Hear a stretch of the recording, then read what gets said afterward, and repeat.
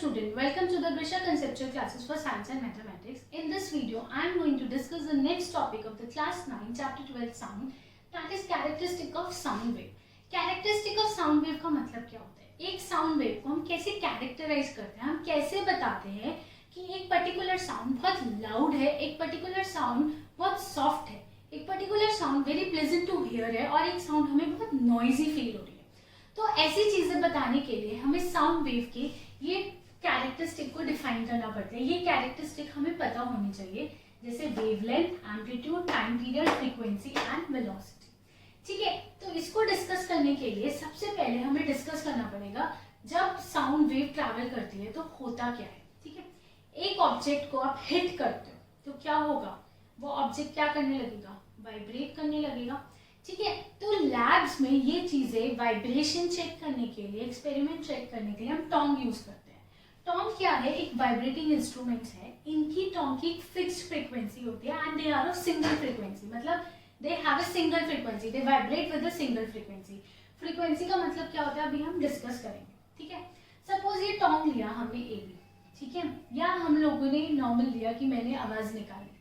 तो जब normal position पे था then nothing happens. The spaces between the particles of the air or molecules of air are normal. ठीक है, उनके बीच में कोई भी डिफरेंस नहीं है. ठीक है, सबके बीच में इक्वल डिस्टेंस है. जब हमने इसको वाइब्रेट किया तो ये क्या होगा, वाइब्रेशन हमने स्टार्ट करी. जब इसको हमने हिट किया, वाइब्रेशन स्टार्ट करी, तो ये ए बी अभी नॉर्मल पोजिशन पे था. ए बी के जो आर्म्स है, ये टोंग के जो आर्म्स है, ये स्प्रेड आउट होंगे. जब ये स्प्रेड आउट होंगे तो इधर के जो मॉलिक्यूल्स है, what will happen, they will crowded. क्योंकि ये मॉलिक्यूल्स इनको क्या कर रहे हैं, ये टोंग क्या कर रहे हैं, इन मॉलिक्यूल्स को एक साथ पुश कर रहा है.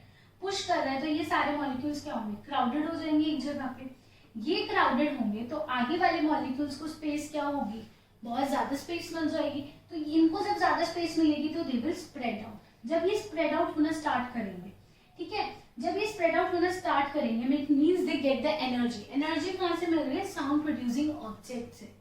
ये ऑब्जेक्ट ने इनको एनर्जी दी, पुश किया. I am giving the energy.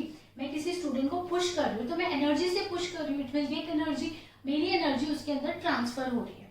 ठीक है, तो ये क्या होगा, ये सारे पुश हो जाएंगे तो इनको स्पेस मिलेगी, दे विल स्प्रेड आउट. जब ये स्प्रेड आउट होना स्टार्ट हो जाएंगे तो इधर वाले मॉलिक्यूल्स को क्या होगी, जगह कम मिलेगी. दे आर गेटिंग एनर्जी तो they are getting spread out. ठीक है, क्योंकि इनको इस साइड से स्पेस मिल रही है, दे विल स्प्रेड आउट. जब ये स्प्रेड आउट होंगे तो इधर वाले मॉलिक्यूल्स के लिए स्पेस क्या होगी, कम हो जाएगी, तो दे विल कॉम्प्रेस. तो इस तरह से साउंड वेव क्या होती जाएगी, ट्रैवल करती जाएगी. तो यहाँ से एनर्जी निकली और यहाँ तक जा रही है. ठीक है, energy is travelling towards in this direction. ठीक है, तो इसने टोंग ने अपनी एनर्जी इसको ट्रांसफर करी. इन मॉलिक्यूल्स को जब एनर्जी मिली, स्पेस कम हुआ क्योंकि उन्होंने पुश किया सबको, they will come together. जब ये come together हुए तो इनको स्पेस ज्यादा मिल गई, they will spread out. But energy अभी भी ट्रैवल हो रही है. तो एनर्जी फटाफट ट्रैवल हो रही है क्योंकि ये इसने वाइब्रेशन करना बंद नहीं किया. देखो अभी ये ऐसे पोजीशन पे है ए बी. नेक्स्ट पोजीशन क्या होगी इसकी, ऐसे होगी. ये दिस इज नॉर्मल पोजीशन. ये थोड़ा सा कॉन्ट्रैक्ट होगा. अगर ये कॉन्ट्रैक्ट होगा तो इधर मॉलिक्यूल्स को क्या होगा, ठीक है, इधर वाले मॉलिक्यूल्स को what will happen, they will get more space, तो they will start spreading out. जब ये स्प्रेड होंगे फिर उसके एडजेसेंट वाले क्या होंगे, कॉम्प्रेस होंगे. तो इस तरह से साइकिल क्या चलती जाएगी, दिस साइकिल विल कंटिन्यू. ये साइकिल कंटिन्यू रहेगी. ठीक है, तो जब ये वाइब्रेशन स्टार्ट कर रहे हैं तो कॉम्प्रेशन प्रोड्यूस हो रहा है. Compression means the molecules are crowded together. Molecules क्या हो गए, क्राउडेड टुगेदर. क्राउडेड टुगेदर हो गए तो उनकी डेंसिटी क्या होगी, will increase and pressure will increase. That reason is represented by peak. इसको हम पीक बोलते हैं. जब वो स्प्रेड आउट हो रहे हैं तो स्प्रेड आउट होंगे तो डेंसिटी क्या होगी, डिक्रीज होगी. डेंसिटी डिक्रीज होगी तो प्रेशर भी क्या होगा, डिक्रीज होगा. तो डेंसिटी और density, decrease in density is represented by rarefaction. और ये रेयर फ्रैक्शन ग्राफ में lower portion of the curve represent कर रहा है, विच इज कॉल्ड वैली. इसको हम क्या बोलेंगे, वैली. क्या बोलेंगे, वैली. ठीक है, तो देखो ये लाइन ऑफ नॉर्मल डेंसिटी है जब कोई भी डिस्टर्बेंस नहीं है. जब डिस्टर्बेंस स्टार्ट हुई तो मॉलिक्यूल्स क्राउडेड हुए तो डेंसिटी क्या हो गई, इंक्रीज. तो wave is travelling like this. ठीक है, मतलब ये लॉन्गिट्यूडनल वेव का ही ग्राफ है लेकिन हमने इसको इस तरह से बनाया है. इस पोजीशन पे डेंसिटी इंक्रीज हुई, इस पोजीशन पे और इंक्रीज हुई, इस पोजीशन पे और इंक्रीज हुई, इस पोजीशन पे और इंक्रीज हुई, and at position B maximum crowdness आ गई, इससे ज्यादा क्राउडनेस नहीं आ रही उसमें, ठीक है। मैक्सिमम मतलब जितना वो क्लोजनेस ला सकते थे उतना वो क्लोजनेस ले आए हैं, ठीक है, ये क्लोजनेस आ गए हैं, ठीक है। It depends upon, closeness is depend upon the कि हम किस एनर्जी से उसको बीट कर रहे हैं। अगर मैं ज्यादा एनर्जी से बीट करूंगी तो दे विल कम टुगेदर एक साथ। जैसे मैं किसी स्टूडेंट को बहुत जोर से पुश कर रही हूँ तो वो जाके एकदम दूर गिरेगा, और मैं बहुत धीरे से पुश कर रही हूँ तो वो एकदम पास में गिरेगा, ठीक है। तो यहाँ पे अगर हमने बहुत ज्यादा जोर से मारा है, ठीक है, एनर्जी हमने बहुत ज्यादा दी है, तो मॉलिक्यूल्स विल गेट क्राउडेड, वो एकदम से बहुत पास आ जाएंगे क्योंकि दे विल गेट मोर एनर्जी, ठीक है। मैंने मारा तो ये हिलने लग गया, मैंने टोंग को ऐसे मारा किसी ऑब्जेक्ट से टकराया तो ये टोंग्स क्या होने लग गए, इसके जो आर्म्स है बहुत जोर से हिलने लग गए। जब जोर से हिलने लग गए तो उन्होंने जोर से इन पार्टिकल को एक साथ कर दिया, ठीक है। तो मीन्स वो कितना क्राउड हुआ है, ठीक है। तो दिस रिप्रेजेंट कि वो कितनी क्लोजनेस आए हैं। कितने क्लोजनेस से को आप और कैसे डिफाइन कर सकते हैं कि नॉर्मल डेंसिटी से उनकी डेंसिटी कितनी इंक्रीज हुई है। या लाइक एक और लेते हैं, जैसे ट्रांसवर्स वेव्स होती है। ट्रांसवर्स वेव में क्या होता है, ऊपर नीचे ट्रैवल होता है। तो पार्टिकल्स जब नॉर्मल पोजीशन पे है, जब हमने उसको डिस्टर्ब किया तो वो कितना ऊपर जा रहे हैं और कितना नीचे जा रहे हैं, ठीक है।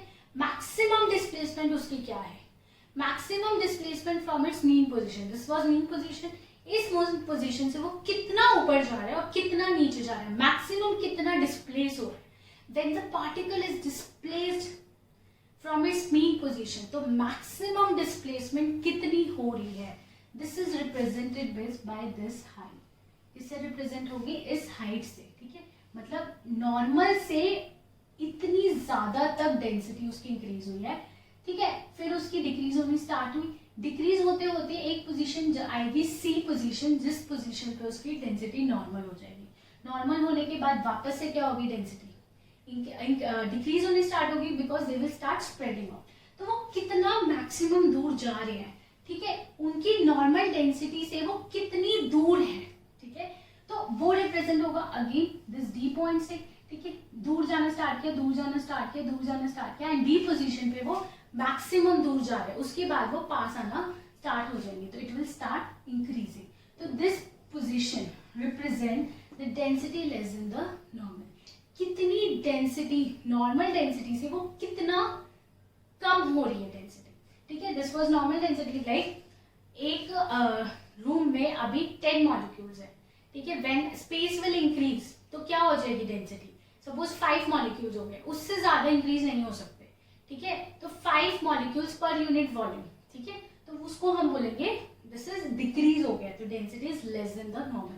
कितना वो पास आ रहे हैं और कितना वो दूर जा रहे हैं। मैक्सिमम जितना पास आ रहे हैं, जितना ज्यादा वो पास आएंगे उतने ज्यादा उस स्पेस में मॉलिक्यूल्स एकोमोडेट हो पाएंगे, तो उतनी ज्यादा उसकी डेंसिटी इंक्रीज होगी। और जितना वो दूर जाएंगे उतने ही स्पेस में मॉलिक्यूल्स के नंबर क्या होंगे, कम होने स्टार्ट हो जाएंगे। तो कितने मैक्सिमम से मैक्सिमम कितने मॉलिक्यूल्स उस टाइम पे आ रहे हैं जब वो दूर जा रहे हैं, ठीक है। जैसे अगर इस स्पेस में मैंने अभी लिया कि 5 मॉलिक्यूल्स है, अब इसी स्पेस में मैंने लिया कि 10 मॉलिक्यूल्स एकोमोडेट हुए, तो मतलब उसकी डेंसिटी कितनी इंक्रीज हुई, सेम स्पेस में 5 मॉलिक्यूल्स और इंक्रीज हो गए। बट 5 मॉलिक्यूल्स से अभी मैं ज्यादा एकोमोडेट नहीं कर पा रही हूँ क्योंकि इतनी ही एनर्जी हमें मिली है, ठीक है। तो this would be the density above the normal.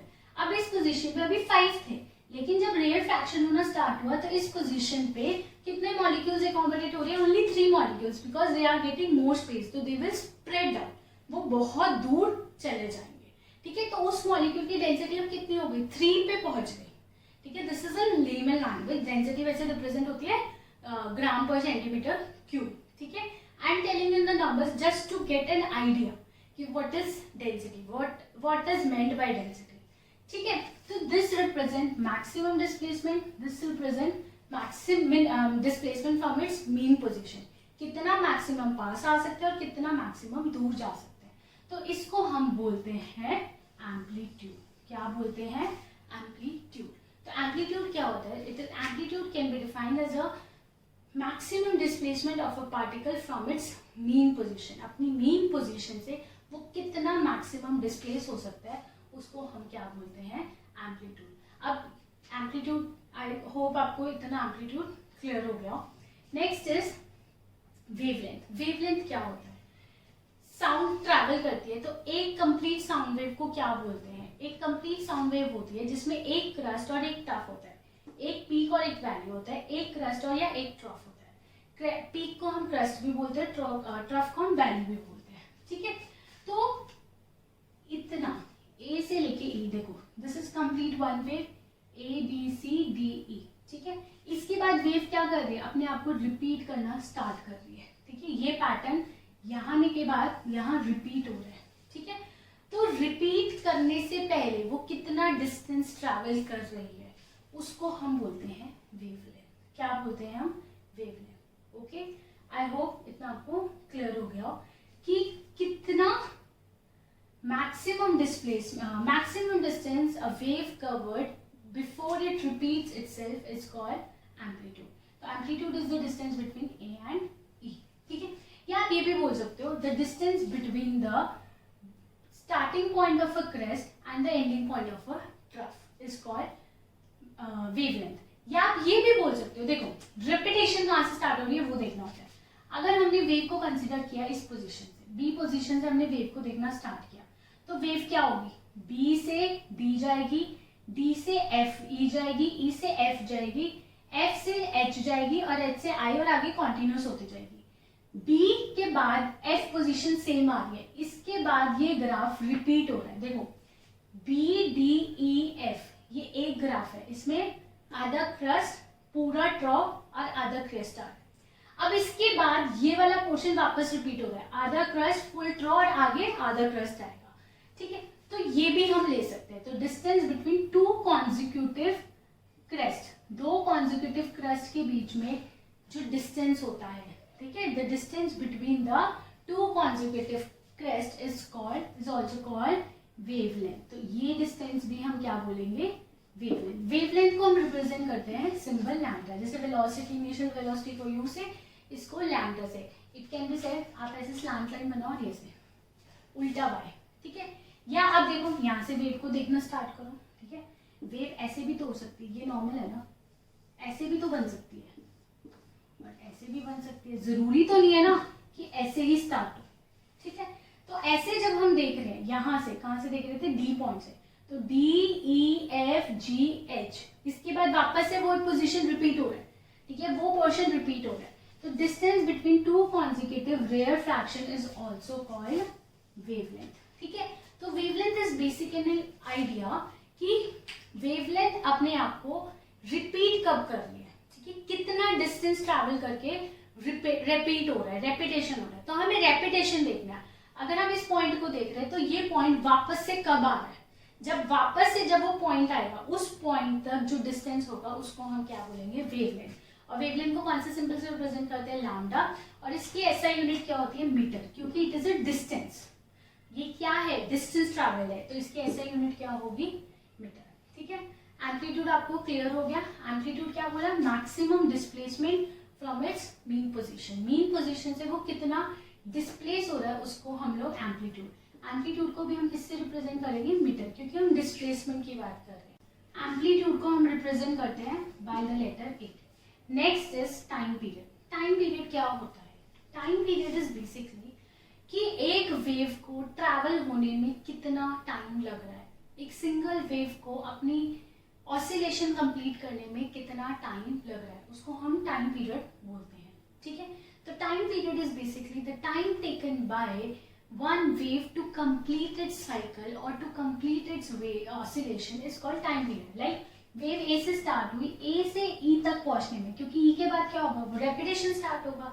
तो जब वेव अपने आप को रिपीट कर रही है, जब रिपीट करना स्टार्ट कर रही है, ठीक है, रिपीट करने से, स्टार्ट करने से जस्ट पहले कितना टाइम उसे लगा उस पोजीशन पे पहुंचने के लिए, उसको हम क्या बोलते हैं, टाइम पीरियड।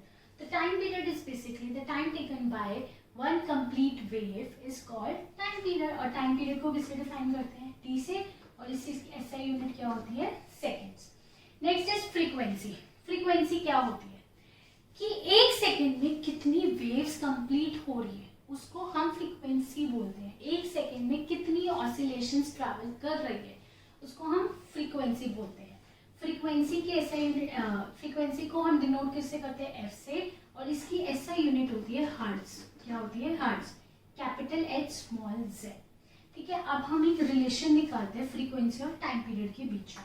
ठीक है, in T seconds number of waves produced, T seconds में कितनी वेव्स प्रोड्यूस हो रही है, 1। हम क्या ले रहे हैं कि 1 वेव को कंप्लीट होने में कितना टाइम लग रहा है, टी सेकेंड, मतलब टी सेकेंड में कितनी वेव प्रोड्यूस हो रही है, 1 वेव।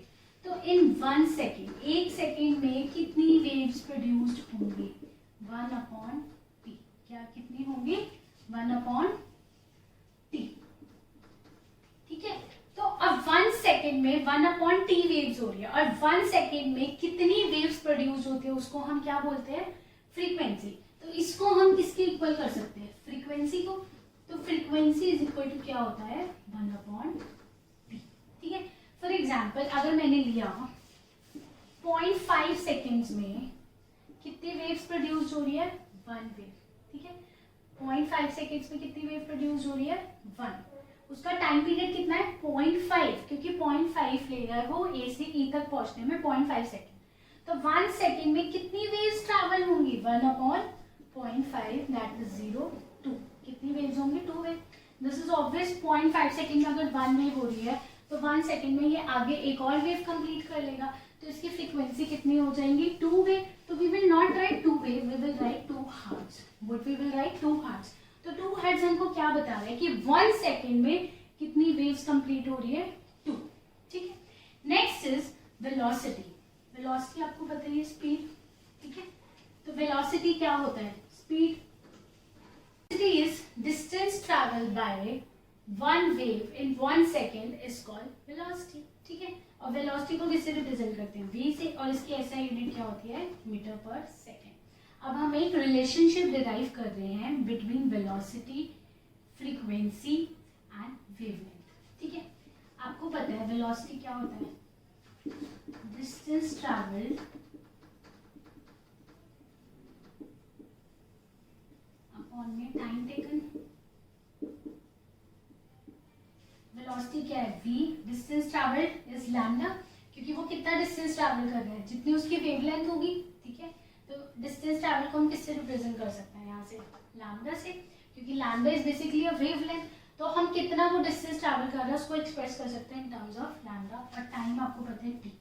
तो आप इसको क्या लिख सकते हो, लैम्डा इंटू 1/t, और 1/t क्या होता है, फ्रीक्वेंसी। हमने अभी पीछे डिराइव किया है। तो velocity is equal to wavelength into frequency. This is an important relationship जो हमें लर्न करना है, बेसिकली पूरी डेरिवेशन लर्न करनी है। एग्जाम में ये डेरिवेशन भी आती है और ये फॉर्मूला भी आता है फॉर डूइंग सम न्यूमेरिकल्स। इसके बाद हम डिस्कस करेंगे सारे न्यूमेरिकल्स। ठीक है, next topic discussion is pitch. ठीक है, सपोज एक जगह पे 2 पर्सन एक वायलिन प्ले कर रहा है और एक फ्लूट प्ले कर रहा है। ठीक है, दोनों की साउंड मेरी ईयर्स में सेम टाइम पे पहुंच रही है, लेकिन फिर भी मुझे पता चल रहा है कि एक फ्लूट की साउंड है और एक वायलिन की साउंड है।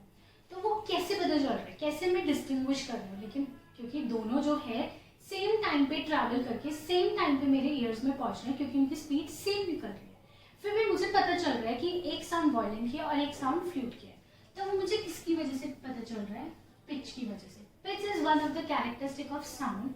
Pitch is decided by frequency. ठीक है, तो पिच क्या होता है, basically it brains how our brains interpret the frequency of emitted sound. जो साउंड निकल रही है उसकी फ्रीक्वेंसी को हमारा ब्रेन कैसे इंटरप्रेट करता है, उससे डिफाइंड होता है पिच। बेसिकली जिसकी वेव की, जिस साउंड की ज्यादा फ्रीक्वेंसी होगी उसकी पिच भी क्या होगी, बहुत हाई होगी। ठीक है, higher the frequency of sound, ठीक है, higher the frequency of sound wave, then higher will be the pitch. And जितनी कम फ्रीक्वेंसी होगी उसकी कम पिच होगी। तो lower the frequency of sound wave, तो lower will be the frequency. It is given in your book also. Faster the vibration of the source. Faster is the vibration of the source का मतलब, ज्यादा frequency होने का मतलब क्या होता है कि कम टाइम में ज्यादा वेव ट्रैवल कर रही है। कम टाइम में ज्यादा वेव ट्रैवल करेगी मतलब उसकी स्पीड क्या होगी, बहुत फास्ट होगी। ठीक है, वो बहुत जल्दी ट्रैवल कर रही है, ठीक है। तो the faster the vibration of the sound, higher will be the frequency, higher will be the pitch. The lower the vibrations of the sound, जितनी वो धीरे जाएगी उतनी उसकी फ्रीक्वेंसी कम होगी और उसकी पिच भी उतनी ही कम होगी, ठीक है। Thus high pitch sound corresponding to the more number of compression and rarefaction passing through a fixed point per unit time. Obviously, मतलब हायर फ्रीक्वेंसी का मतलब क्या है, कम टाइम में ज्यादा वेव ट्रैवल कर रही है, ज्यादा वेव ट्रैवल करेगी, इसका मतलब एक फिक्स पॉइंट से नंबर ऑफ कंप्रेशन और रेफ्रैक्शंस क्या होंगे, बहुत ज्यादा पास ऑन होंगे। तो अगर मैं ग्राफ ड्रॉ करना चाहूँ हाई पिच की, तो हाई पिच की ग्राफ क्या होगी,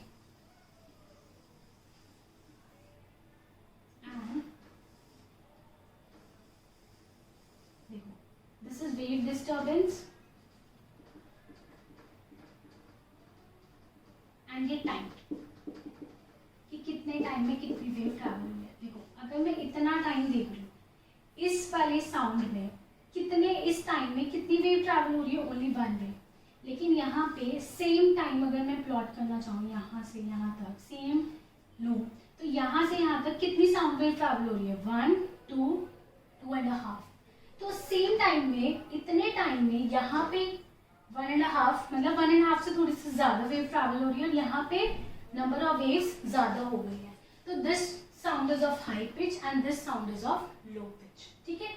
तो pitch is basically a characteristic of sound, ठीक है, जो हमें डिस्टिंग्विश करने में हेल्प करती है in the when the sound is produced at the same time. जब सेम टाइम में हमारे ईयर्स में दो डिफरेंट साउंड पहुंचते हैं लेकिन हमें पता कैसे चलता है डिफरेंट है, वो किसकी वजह से, पिच की वजह से। अब नेक्स्ट इज कुछ साउंड्स जो होती है हमें बहुत लाउड सुनाई देती है और जो कुछ साउंड है हमें बहुत स्लो सुनाई देता है। अभी मैंने बहुत जोर से बोला तो आपको बहुत लाउड सुनाई देगा, अब मैंने बहुत धीरे बोला तो आपको बहुत धीरे से सुनाई देगा। वो किस पे डिपेंड होता है, एम्पलीट्यूड पे। अब मैं बहुत जोर से बोल रही हूँ तो what is happening, I am giving out more energy, मैं ज्यादा एनर्जी रिलीज कर रही हूँ। ज्यादा एनर्जी रिलीज कर रही हूँ तो मॉलिक्यूल्स बहुत ज्यादा कॉम्प्रेस होंगे, ज्यादा डिस्प्लेस होंगे।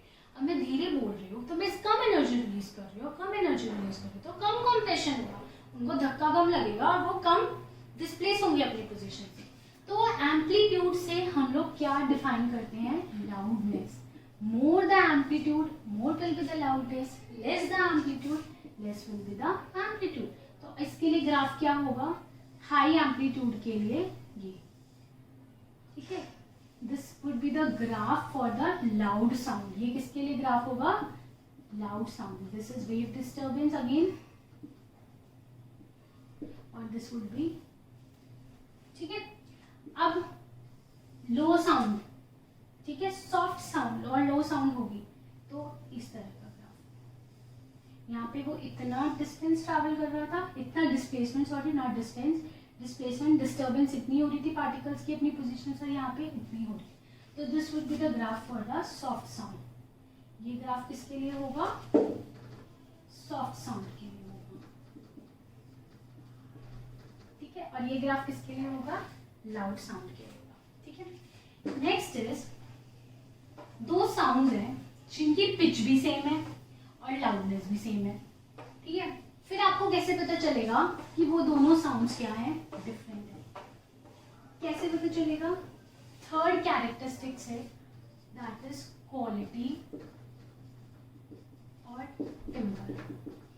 तो क्वालिटी और timber is basically help us to tell us the difference between the two sounds of same frequency और same pitch। frequency और pitch same है क्योंकि अगर frequency same होगी तो pitch भी क्या होगी, same होगी। तो two sounds which are of same frequency और same pitch and same loudness, लेकिन उनके बीच में फिर भी हमें difference पता चल रहा है, वो किसकी वजह से, quality और timber की वजह से। तो I'm reading from your NCERT book that quality or timbre of a sound is that characteristic which enable us to distinguish one sound from another having the same pitch and same loudness, ठीक है। तो sound which is more pleasant to hear उसको हम बोलते हैं rich quality। क्या बोलते हैं, rich quality। और जिस sound में सिर्फ एक ही frequency होती है, the sound of single frequency, उसको हम क्या बोलते हैं, tone। क्या बोलते हैं, tone, single frequency। and the sound which is produced by mixing of more than one frequency उसको हम बोलते हैं नोट. ठीक है, जो आप सारे गा मा पा बोलते हो, दीज आर नोट्स, क्योंकि वो डिफरेंट नोट्स है. वायलिन वगैरह से बार बार प्लग करते हो, स्ट्रिंग्स को प्लग करके आप लोग साउंड्स प्रोड्यूस करते हो, because you are producing the different frequencies. आप डिफरेंट फ्रीक्वेंसीज क्रिएट कर रहे हो, तो उससे जो साउंड निकल रही है, that sound is produced which is produced by the mixing of more than one frequency, उसको हम क्या बोलते हैं note. and the sound which is produced by of single frequency उसको क्या बोलते हैं टोन. टोन जनरली प्रोड्यूस करते हैं टोन्स, जो मैंने आपको ऐसे दिखाया था. लैबोरेटरीज में टोन्स जो साउंड प्रोड्यूस करते हैं it is of single frequency, और उनके ऊपर लिखा होता है कि इतनी फ्रीक्वेंसी की साउंड प्रोड्यूस करेंगे. ठीक है, तो sound which is produced by mixture of several frequencies called note and is pleasant to listen. Note is very pleasant to listen. आपको पता है ना, म्यूजिक आप जब सुनते हो दे आर नोट, ये आपको म्यूजिक लगता है क्योंकि they are very pleasant to hear. और जो नॉइज होती है which is unpleasant, it is also mixture of unpleasant frequency, लेकिन वो अब्रप्ट फ्रीक्वेंसीज होती है. अब्रप्ट मतलब कभी भी कोई भी फ्रीक्वेंसी प्रोड्यूस हो जाती है. नोट के वक्त तो जब म्यूजिक प्रोड्यूस होता है, जब म्यूजिक देखो, नोट नॉइज में भी प्रोड्यूस होता है, नोट म्यूजिक में भी प्रोड्यूस होता है, लेकिन जब म्यूजिक में प्रोड्यूस होता है हम केयरफुली प्रोड्यूस करते हैं फ्रीक्वेंसी. ठीक है, कि अब ऐसी फ्रीक्वेंसी आनी चाहिए, अब फिर ऐसी फ्रीक्वेंसी आनी चाहिए, तो वो एक म्यूजिक बन जाता है. लेकिन जब एब्रप्ट कोई भी फ्रीक्वेंसी कभी भी साउंड प्रोड्यूस हो रही है और उनकी वजह से, मिक्सिंग की वजह से कोई एक साउंड निकल रही है जिसको, जो हमारे ईयर्स को अच्छी नहीं लग रही है, उसको हम क्या बोलते हैं नॉइस. क्या बोलते हैं नॉइस. तो music is of very rich quality and noise is of very poor quality. ठीक है, तो आपको आई होप इतना क्लियर हो गया है. Quality, timber, tone, note, pitch, amplitude, loudness, ये सब एक दूसरे पे डिपेंडेंट है. जब तक हमें amplitude, wavelength, frequency, time period और वेलोसिटी के बारे में पता नहीं चलेगा, हम पिच, लाउडनेस और क्वालिटी, टिम्बर को अच्छे से डिफाइन नहीं कर पाएंगे. एक लास्ट डिस्कशन इसी टॉपिक के अंदर. आपको पता है there are different kinds of instruments. We can produce vibration in an instruments by using different methods like string instrument, violin, guitar, उन सब में हम वाइब्रेशन कैसे प्रोड्यूस करते हैं with the help of strings. तो स्ट्रिंग इंस्ट्रूमेंट, मेम्ब्रेन, ड्रम. ठीक है, तो ड्रम जैसे ईयर में है, जब साउंड पहुंचती है तो ईयर के मेम्ब्रेन, ईयर के अंदर जो मिडल ईयर के अंदर एक ड्रम होता है, वो बजता है तो हमारे ब्रेन तक साउंड पहुंचती है. ठीक है, तो दीज आर मेम्ब्रेन सिस्टम. ठीक है, तो जब मेम्ब्रेन को बीट करके साउंड प्रोड्यूस हो रही है तो that is called by with the help of membrane. ठीक है, जब एयर में वाइब्रेशन प्रोड्यूस करते हैं तो वो कौन से इंस्ट्रूमेंट्स होते हैं, फ्लूट. आप जब फ्लूट बजाते हो दिस इज एयर में अंदर वाइब्रेशन प्रोड्यूस करते हो. प्लेट्स जैसे वो मंजीरा जो मंदिरों में बजता है. ठीक है, तो in that the vibration is produced due to the beating of that plates. ठीक है, तो आई होप आपको ये अच्छे से क्लियर हो गया. इन नेक्स्ट वीडियो हम लोग न्यूमेरिकल्स डिस्कस करेंगे. Okay, thank you. Please like our video and please subscribe to our channel Visha conceptual classes for science and mathematics.